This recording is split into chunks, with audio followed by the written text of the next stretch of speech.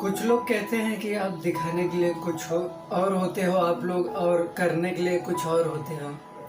तो आप लोग को बता दूं भैया, दूध का धुला कोई नहीं है। ये डायलॉग है, इसलिए मैं डायलॉग नहीं मार रहा हूँ, बल्कि ने साक्षात भगवान कृष्ण भगवत गीता में कहे हैं कि कोई भी दूध का धुला हुआ इस भौतिक दुनिया में नहीं है। पहली बात, हम भौतिक दुनिया में आते ही जब हम कोई लॉ ऑफ गॉड को ब्रेक करते हैं तभी हम इस भौतिक दुनिया में आते हैं। इसका मतलब पहले कि हम क्रिमिनल हैं।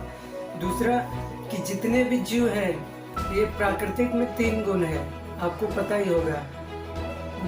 जिसको नहीं पता है वो भगवत गीता में पढ़ लेना। जो एसी भक्ति वेदांत स्वामी प्रभुपाद जी, इस्कॉन के फाउंडर आचार्य ने लिखा है भगवत गीता, वो पढ़ना।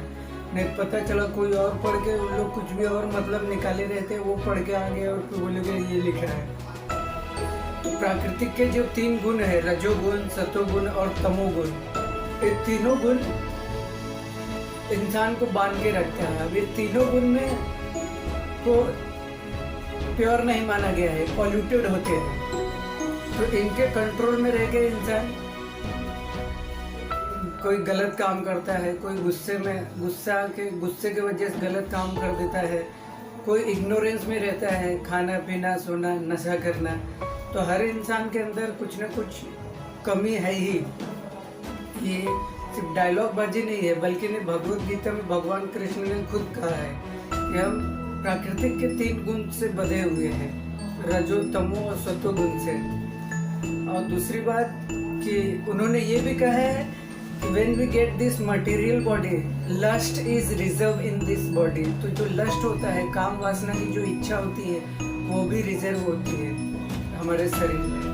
तो कोई कितना भी पढ़ा लिखा हो, विद्वान हो, कितना भी एक्सपर्ट हो, वो कभी सोचना नहीं बंद कर सकता। और जब तक ये मटेरियल बॉडी है, तब तक जो काम वासना है, लस्टी डिजायर है, वो भी खत्म नहीं हो सकता। जो है क्लियर बोल सकते, क्रोध, काम, क्रोध, मोह, लोभ, ये सब कुछ भी खत्म नहीं होता है।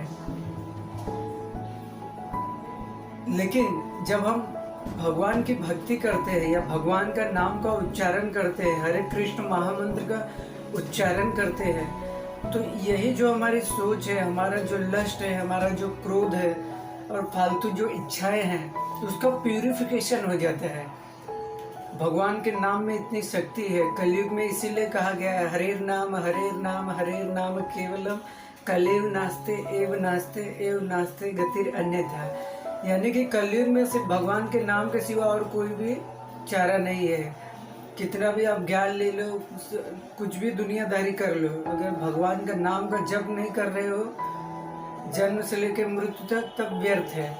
तो भगवान का नाम से हमारे अंदर इतना प्यूरिफिकेशन हो जाता है, और हमारा जो मन है, थॉट है, लस्टी डिजायर, ये सब हायर टेस्ट मिल जाता है, इसको हायर एंगेजमेंट मिल जाता है। तो ये सब जो चीज़ें हैं, ये सब चीज़ बेकार हो जाते हैं, यूजलेस हो जाते हैं, सिग्निफिकेंस ही नहीं रहता है इन चीज़ों का।